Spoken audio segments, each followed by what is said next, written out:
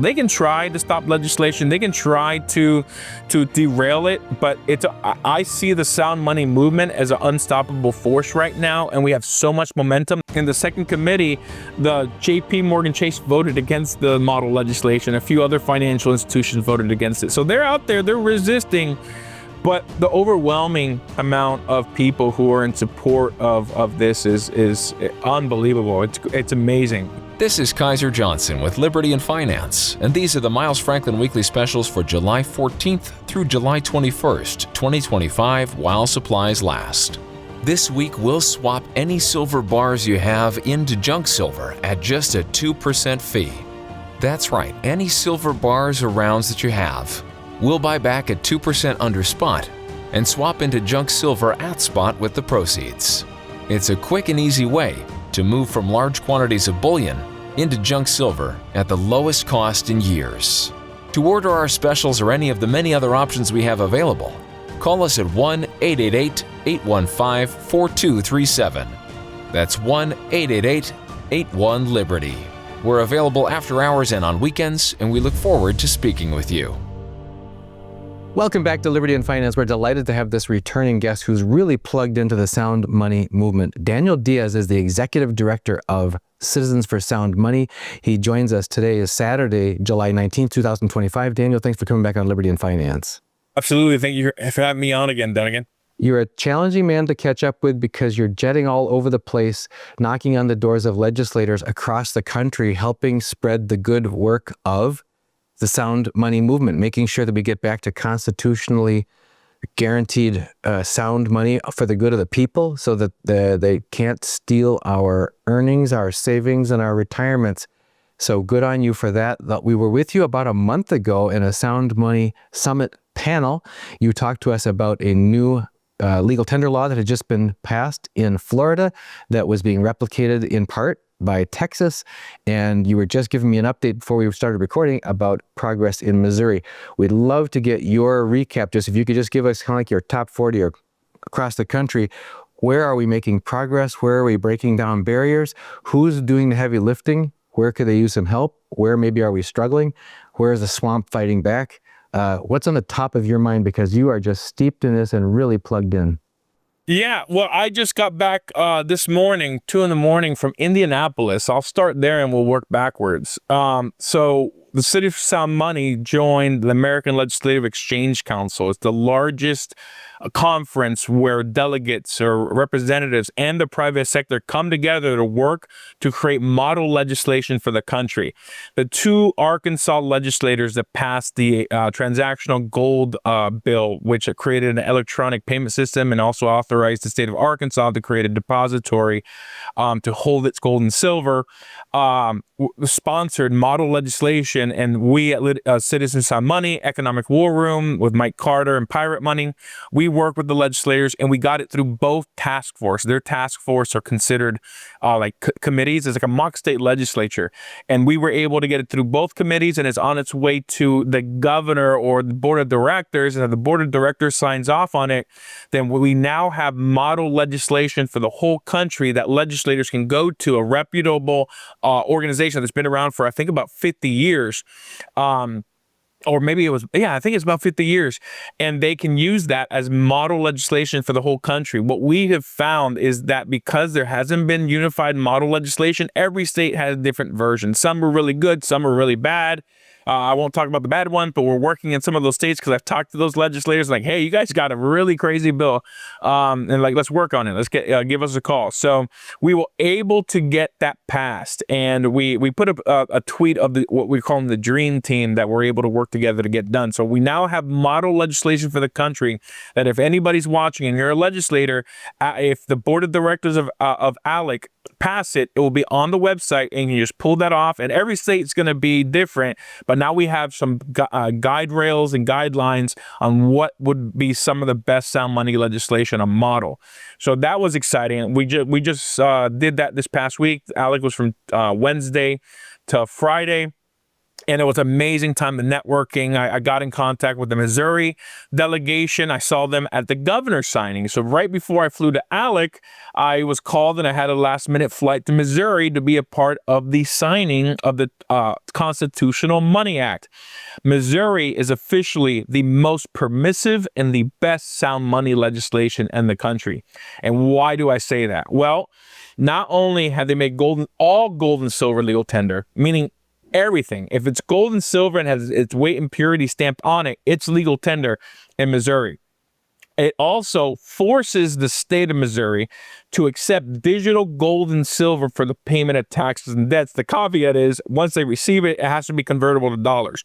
So yes, you can pay in digital gold and silver. The government's still going to take it in dollars. We're going to try to get that changed, but they're the only state in the country that requires the state to accept digital gold and silver for the payment of taxes and debts.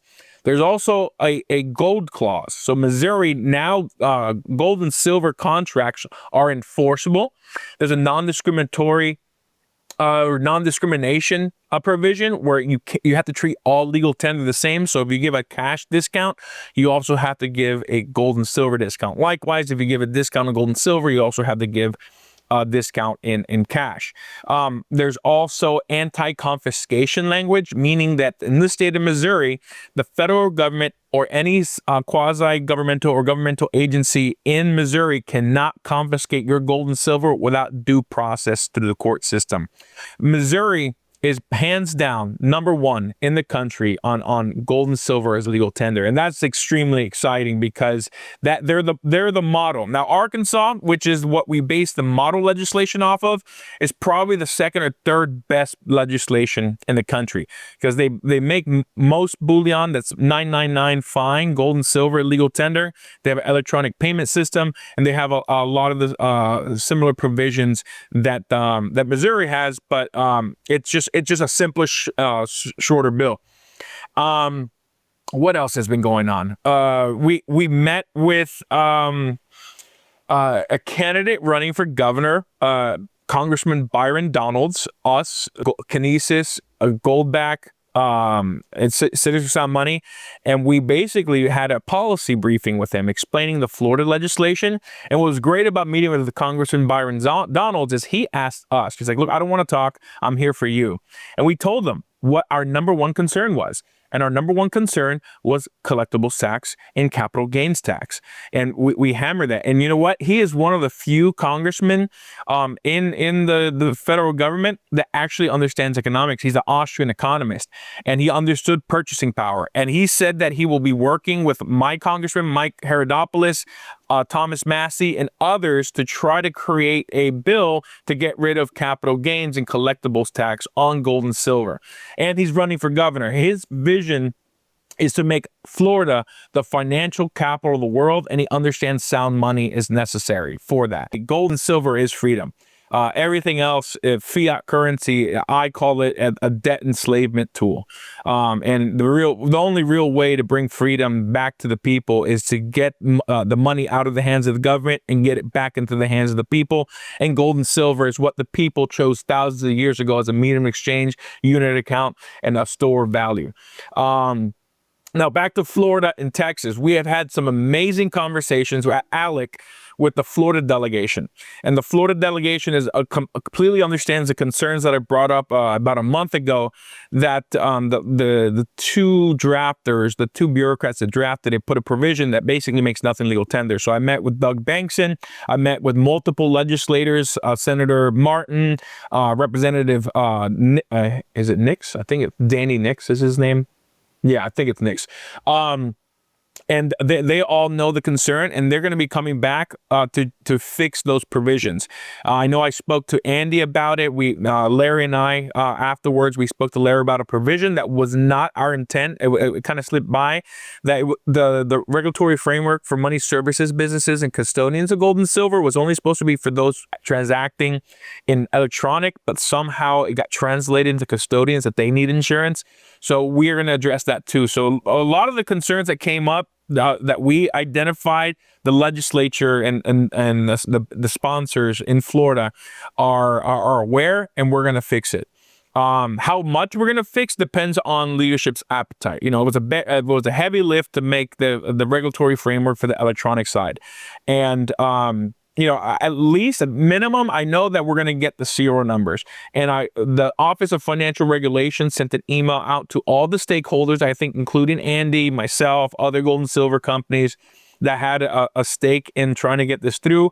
And they asked us 13 questions on different provisions, the rulemaking. And one of them is, what do you recommend? And I laid it out there. I said, hey, this is the problem. This is what we need to do. So the Office of Financial Regulations is also aware of the issues with the physical side of gold and silver. So we are working with them to fix the law before it goes into effect. And the good thing about Florida is the law doesn't go effect until July 1st of next year. So we almost have a year to get it fixed. And the government's involved, the legislators are involved. So Florida is looking good. I haven't had as much conversations with Texas. But Economic War Room, they're taking lead in Texas. They're aware of it. They're going to work with Representative DeRazio, I think, and Senator Hughes were the sponsors. But the thing with Texas is that they have a 2-year session. So they either have to have a special session to fix it. Normally they don't just do one bill. There probably has to be something germane, and they can do it earlier. If not, they're going to have to wait till the next legislative session. So those are, I mean, that's the updates. I mean, we had this year 5 states make gold and silver legal tender. You had Idaho, Alabama, Florida, Missouri, and Texas. That increased the amount of states from 9 states that make gold and silver legal tender to 11 states. We now have 22% of the country that have made gold and silver legal tender. And now that we have model legislation from ALEC, all those states are slightly different. Hopefully for the rest of the country, we can have a much more similar looking legislation to make our jobs easier. It's been kind of like the Wild Wild West. That was kind of the theme with the legislators in Arkansas, Economic War Room, and us. And now that we have model legislation for the country, it's not going to be so much, let's try to wrangle everything in. It's like, here's the model. Let's adjust this for your specific state. So it's going to be a lot easier to push sound money legislation across the country from this point forward. I was gratified and not surprised to hear you say that Missouri's legislation is the closest to, as you think, the ideal model at this point.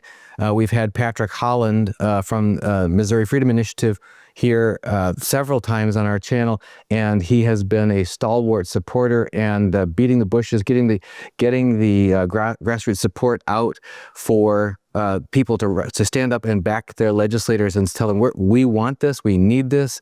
The people of the state do the right thing by us, and they've been leading the charge with a lot of serious thought and careful thought being given to the way that physical metal species are defined there, as you said, to make it as broad as possible while still being careful and accurate. So that's great to hear that's leading the way.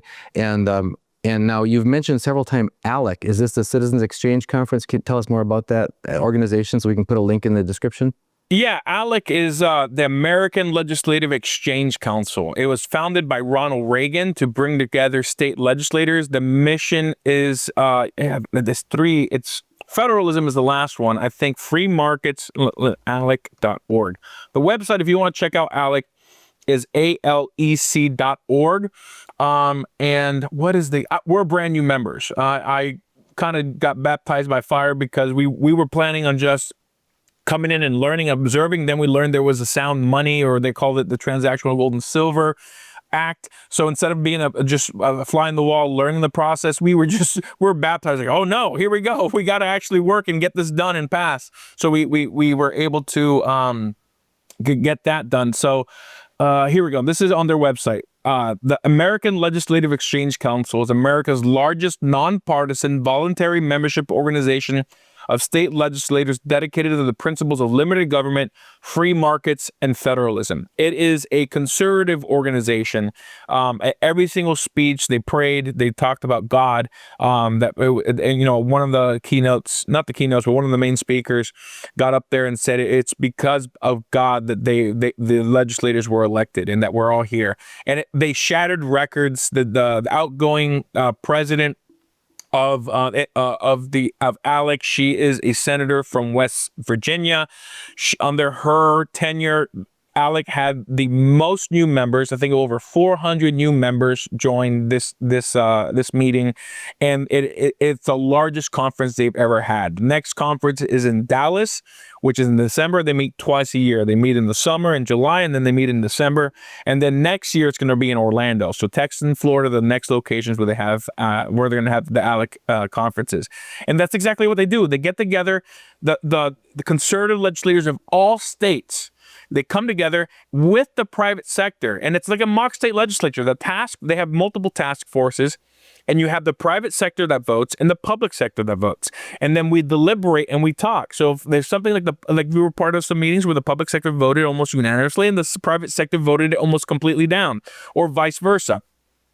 And it's a great way. It's like a practice of what lobbying is really like. But you're getting together, not inside government buildings, not under the restraints. It's just the free market. We're talking, we're sharing, or we're hashing out all our ideas, in a very friendly environment that we're all focused on liberty, limited government, free markets, and federalism. And that is the key mission. And it was Ronald Reagan that started it. He had this vision that we need to focus on federalism and get the states involved and do what they're supposed to do under the 10th Amendment. If it's not delegated to the federal government, then it's delegated to the states to take care of. And some of the best model legislation, you can go on there right now and go to state policies on their website and see all the model legislation they've passed throughout the years. It's a great organization. You described in the past visits with us, and so did Patrick Holland from the Missouri Freedom Initiative, that sometimes it's just a matter of education, explanation, and then it's a light bulb goes on, because we've all, including many of our legislators, have been basically put to sleep by several generations since like 1913, the formation of the Fed, in 1964, where they took the silver out of the coinage, in 1965, and then 1971 with Nixon closing the gold window. There's been these steps that have happened, this progression where we're getting disconnected, disenfranchised, and mind share of understanding of the true intent of what real money has been by and large lost by most people. They just think today it's just credits in the system. Young people, we had several guests on our channel who said, my teenage children will never have a checkbook. They'll never balance their checking account. They just whatever. I got credits in the system. I assume that the banks got my back and they're doing it right. But that's not what our country was founded on. That's not what our citizens need to be able to preserve their savings and their retirement, and to be able to have something to hand down to their children and grandchildren, to protect themselves from runaway spending by government. So you've warned us that in some cases, and Patrick did as well, in some cases the swamp fights back, because it's not just ignorance. There's also entrenched forces for which this is a threat. Can you share any particular areas where there have been the need to overcome real resistance on the part of the system to these constitutionally driven initiatives by the part of the people? Yeah, I would say the number one pushback, or the number one special interest that pushes hard, are the banks, and not so much the credit unions, but they're kind of fall in the same place. Credit unions are more open because they're not for profits and they're membership based, but really the banking lobby is our number one adversary. I mean, they fought hard in Texas, Louisiana, and most other states. Like I was talking to the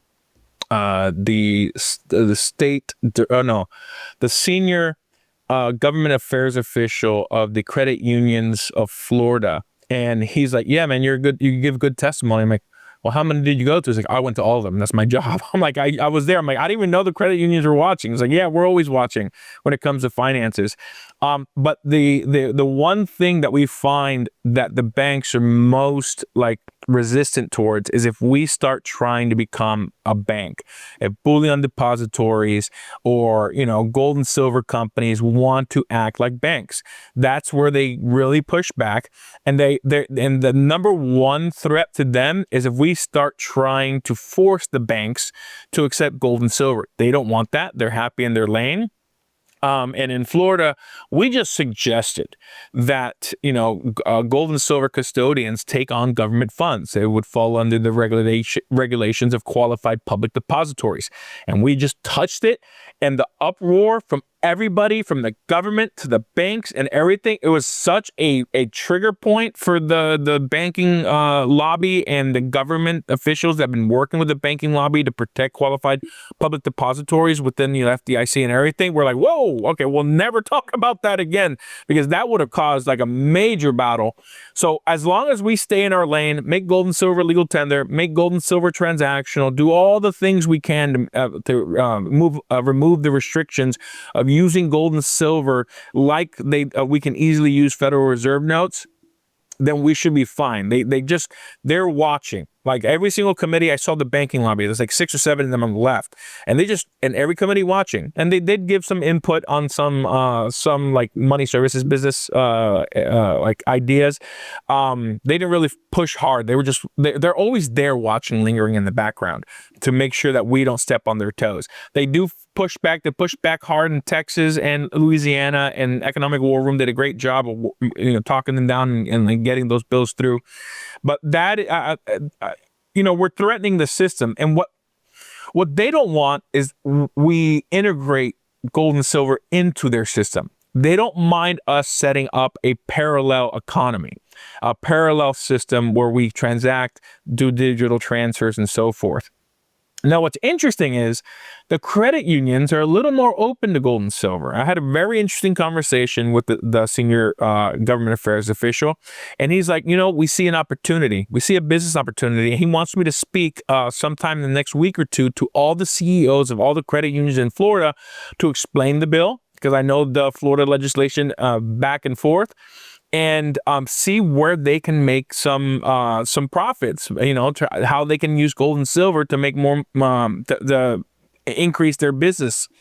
So the credit unions are a little more open, and they align with us because credit unions are membership based and they're not for profits, and they are usually use their profits to push a mission, whether it's disaster relief or, like, for example, my Catholic church and when I was in grad school, St. Matthew's had a St. Matthew's credit union, so all the profits go towards the ministry. So it's a little different than the banks, right? The banks are pretty much in it for the profit. And the credit unions, since they're not for profit, they have to pass those profits on to their members or shareholders, right? If you're a credit union member, you get a dividend or like a yield on your savings, and also for the missions that they focus on. So the credit unions are seeming to be maybe an ally. They're more open to working with the gold and silver community. So we'll see. This is a brand new. The fact that we got 5 states in 1 year is massive. I mean, it's almost it's like an 80% increase in the amount of states that had legal tender. So it's clearly a movement that can't be ignored, and the credit unions see this as an opportunity to see how they can increase their business and maybe make some more money. There's at least 2 dimensions I know that I've been told that this is seen by some banks and banking institutions as a threat.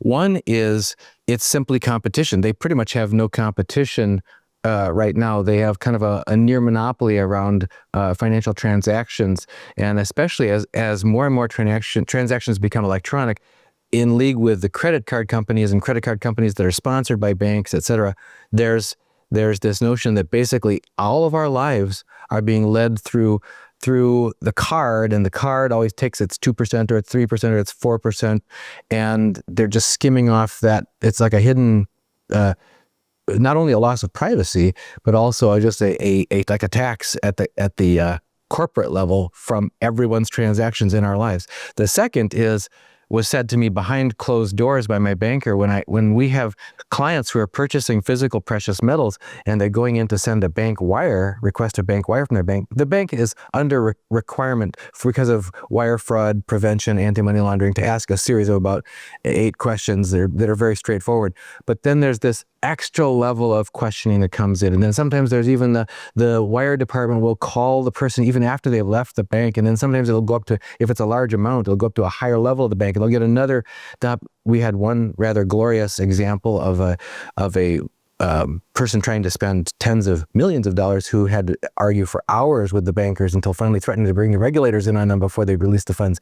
I asked my banker behind closed doors, what's this all about? And beyond, when it goes beyond just the duty of the bank to try to prevent wire fraud, he said, well, we are being asked to keep funds on account. You know, when funds leave, that's not good for our balance sheet for business. So we're trying to keep funds on account. So there's that idea that this is seen as direct, perhaps existential competition.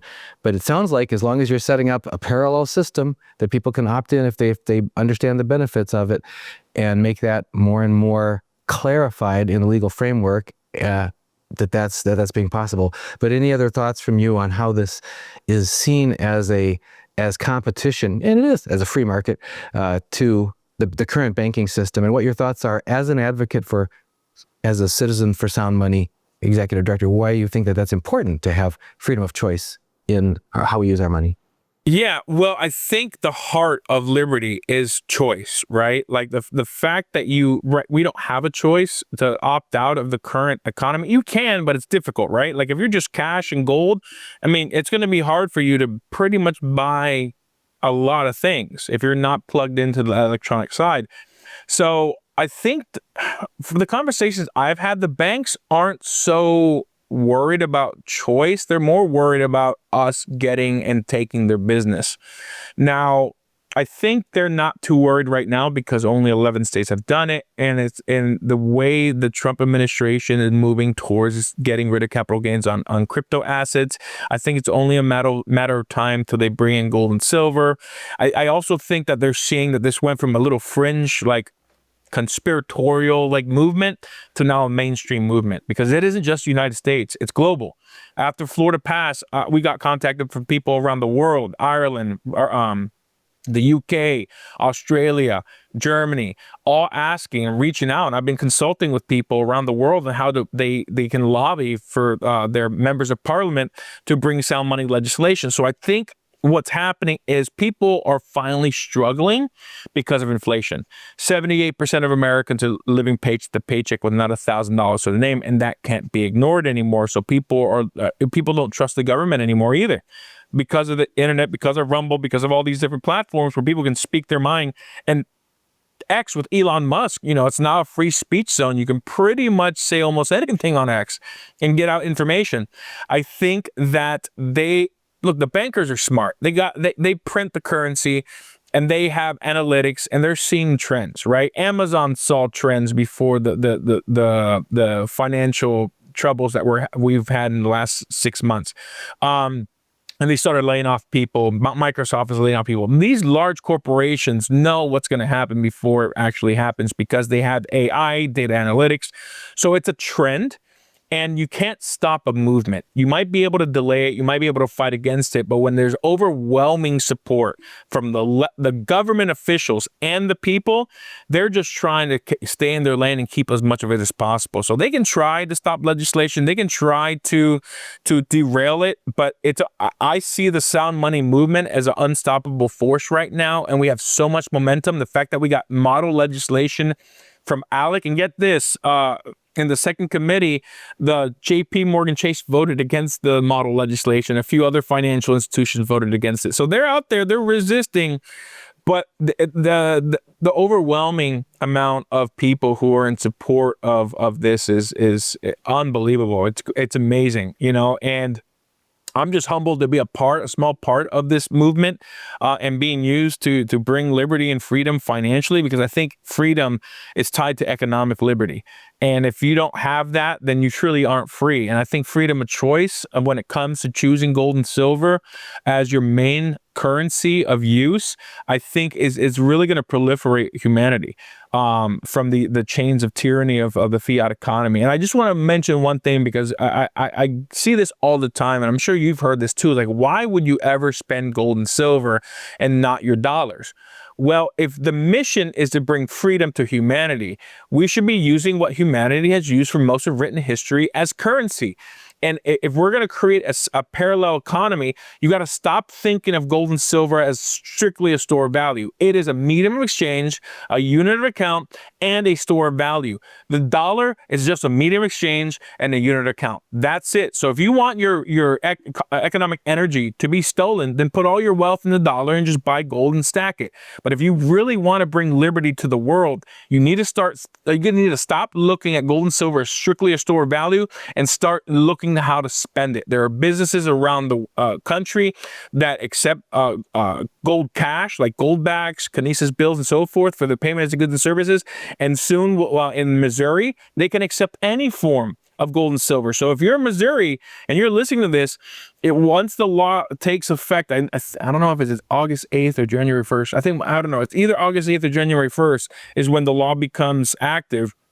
There are going to be businesses. The Missouri Freedom Initiative actually has a training tonight on how to sell to merchants the ability to take gold and silver, gold cash, physical gold and silver. They're doing a training live on their live broadcast with Dennis Keating from Alpine Gold Exchange. He's going to explain how to get gold backs into the merchants, train them, and so forth. So if you want to be a part of that movement and you want to start getting businesses in your state to accept gold and silver, even if it's not legal tender, you can do that. It's a barter transaction, but at least get the prime pumped. I guess I'm not exactly sure. Primed, yeah.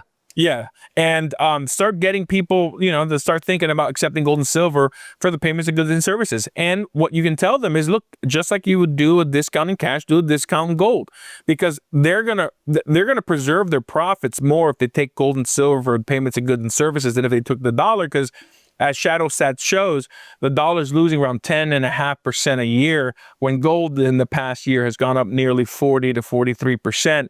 What would you rather take for payments of your goods and services? Something that you have to keep spinning and turning to keep up with the inflation and loss of purchasing power, or just get the gold and silver and you hold it and spend it because it's going to keep up with the loss of the purchasing power of the dollar? And perhaps part of the answer to the reluctance of people to consider spending their gold and silver is that they see that only as a one-way, as an outgoing and never an incoming. But when you mentioned contract law, gold contracts, that's something that Edwin Vieira talked to us about, something that Patrick Holland talked to us about. People who are of retirement age, or maybe selling their home, selling some other significant thing, a boat or whatever, a vehicle, to be able to write a contract in terms of being paid, or business. We've had a good client who has sold a business in terms of a certain number of ounces of gold, because then as the buyer is making payments, like contract for deed, so to speak, payments over time, those payments are holding the value. It's not diminishing, because if you sell a piece of property or a vehicle or whatever, and you allow someone to make payments to you and you carry the paper, then each payment they make in a declining dollar is worth less and less to you. So it only favors the buyer and not the seller, and it's a risk that the seller doesn't want to take on, is that inflationary debasement of their payments that they're going to receive. Whereas if they can make a contract to sell their home or a vehicle or a business or whatever in terms of metal, they know they're going to get a consistent and stable value stream out of that as well. So interesting, and we'd like to stay tightly connected. Again, we offer this platform, Liberty and Finance. We're here for you, 125,000 subscribers strong. Please help us to connect with others in this space, because we want to help fight the good fight by getting this message out. And you're part of that, Daniel. Obviously, you've been around. We'd love to have you back on a recurring basis to keep this message coming. And folks, we're going to put information on how to contact Daniel at Citizens for Sound Money in the description of this video. Also, ALEC, the American Legislation Exchange Council, we'll put a link to that in the description of this video. And any other links you'd recommend, Daniel, we'll put in the description of this video. Folks, don't lose track of this. It's absolutely essential for all of us to stay connected to this and push this over the goalpost, just for the good of ourselves, our children, our grandchildren. And any final thoughts from you, Daniel, on how people can stay engaged? Yeah, follow us on X, where our handle is @4SoundMoney, the number 4 Sound Money. That's where we put most of our news. And I've been a little busy. I've been the only one until recently. We just hired a director of operations. So you're going to start seeing a lot more communications. You're going to be seeing a lot more information. And we just launched a promotional video for Citizens for Sound Money. So if you go to our YouTube channel, I think if you just type in, I think it's for Sound Money also. Let me just double check that. It's the latest video that we've posted. It is very powerful. It shows what we have accomplished. And hold on. Sorry, that was another video showing. Let me see. It's same as Twitter. It's for Sound Money. The number 4 Sound Money. That is our YouTube channel. Check out the promotional video and support us at our website. Become a Pioneer member.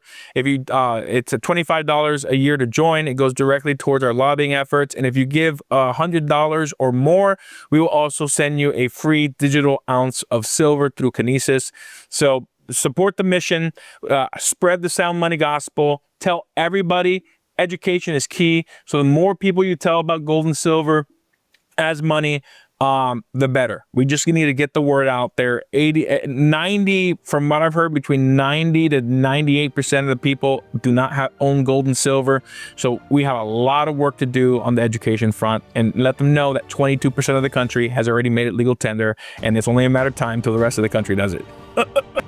We've been speaking with Daniel Diaz, the Executive Director of Citizens for Sound Money, here again on Liberty and Finance. I've been your host, Dunnigan Kaiser. Happy to have you here. Daniel, thanks for joining again. Thank you for having me on. This is Kaiser Johnson with Liberty and Finance, and these are the Miles Franklin Weekly Specials for July 14th through July 21st, 2025, while supplies last.